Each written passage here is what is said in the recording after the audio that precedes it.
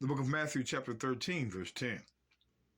And the disciples came and said unto him, Why speakest thou unto them in parables? Watch this now. And he answered and said unto them, Because it is given unto you to know the mysteries of the kingdom of heaven, but to them it is not given. So not everybody is going to understand parables, but Christ spoke to them in parables. So what's a parable? You gotta show your brothers and sisters what's going on. The book of Psalm 78 and 1. Give ear, O my people, to my law. Incline your ears to the words of my mouth. I will open my mouth in a parable. I will utter dark sayings of old. Also a parable is a dark saying of old. Old what? Testament.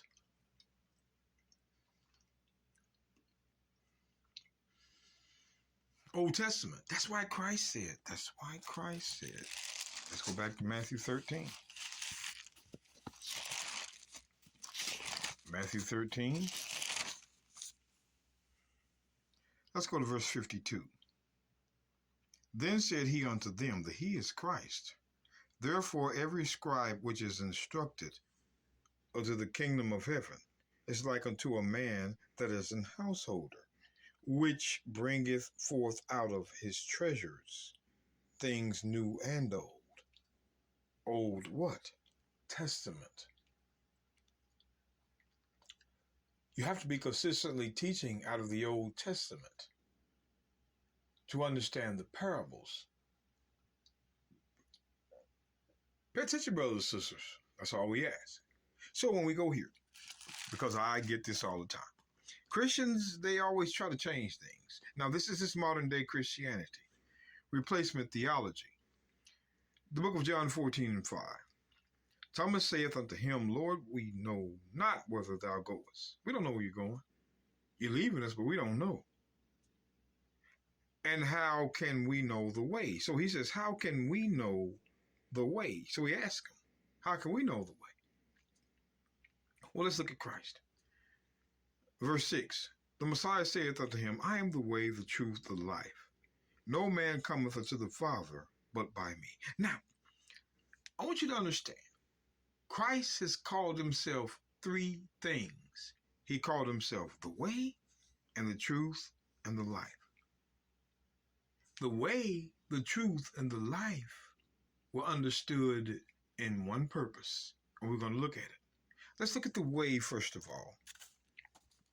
He's speaking in parables, and your Christian pastors, they don't know parables. You can forget about it. You can forget about it, brothers and sisters.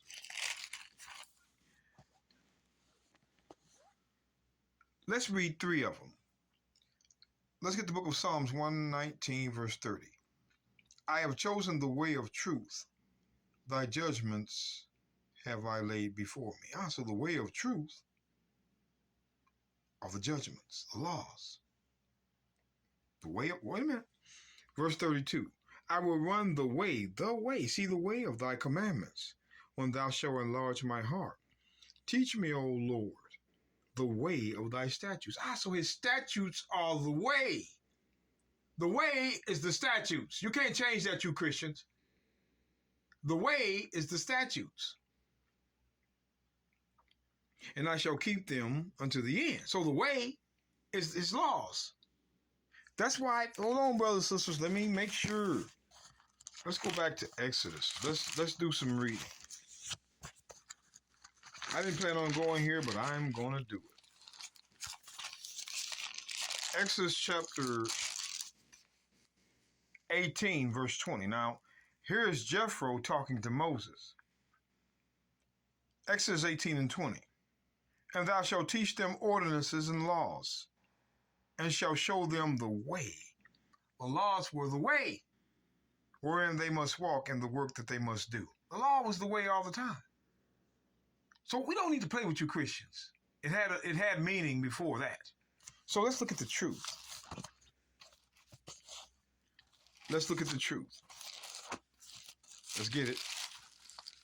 Psalms 119 and verse 142. Thy righteousness is an everlasting righteousness, and thy law is the truth. So the law is the truth. The meaning of the law was truth. Can't change that, you Christians. Wait a minute. Verse 151. Thou art near, O Lord, and all thy commandments are truth. Would you look at that? The commandments are truth. So the law is truth. So the law is the way and the truth before Christ came on the scene. He's speaking in parables now, and the Christians don't understand it. Your modern day Christian system? No. The way and the truth is the law. But I want you to pay attention. Deuteronomy 4 and 5. Behold, I have taught you statutes and judgments, even as the Lord my God commanded me, that ye should do so in the land whither thou goest to possess it. Keep therefore and do them, for this is your wisdom and your understanding in the sight of the nations. We shall hear all these statutes and say, surely this great nation is a wise and understanding people. So you're wise by keeping law, but also wisdom and understanding comes from you keeping it. You got to understand the parables. Wisdom and understanding come from you keeping the law. So I want to go to the book of Proverbs real quick. Let's hurry. Proverbs chapter 8, verse 1. Doth not wisdom cry and understanding put forth her voice? Wait a minute. Wisdom and understanding come from the law. And see, God put it in the feminine sense. But it's deeper than that, because wisdom is something else. But this is wisdom. Does not wisdom cry and understanding put forth her voice in the streets? This is talking about law. Even, let's go back now, because we don't want to play the game, Christians. We don't want to play the game. Psalms 111. Let's read Psalms 112 in one verse. Praise ye the Lord. Blessed is the man that feareth the Lord, that delighteth greatly in his commandments.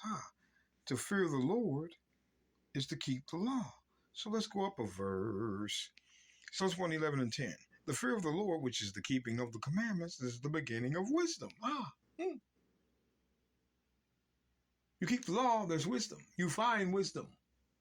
You find wisdom in keeping the law. A good understanding have all they that do his commandments. His praise endureth forever. So you find wisdom by keeping the law. So when we go back to Proverbs chapter 8, verse 1, does not wisdom cry and understand? Does not wisdom cry and understanding put forth her voice? So wisdom and understanding is in the law as a parable form. But watch this. Proverbs 8:35.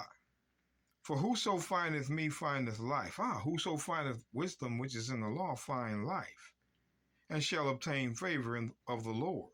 But he that sinneth against me wrongeth his own soul. All they that hate me love death. See, if you're a sinner, you're not going to find life because you're transgressing the law. Easter, Christmas, baby day, dog day, cat day. Abandon them worships, brothers and sisters. They're worships of man. Let's get Ezekiel 33. Verse 15. If the wicked restore the pledge, give again that he hath robbed. Walk in the statutes of life, which means there are commandments that are of life. The way is in the law, the truth is in the law, and the life is in the law. That was Christ. That was the way. Without committing iniquity, he shall surely live. That's eternity. He shall not die. Statutes of life. So the way is life, the truth is life, and the law is the life is in the law. Statutes of law.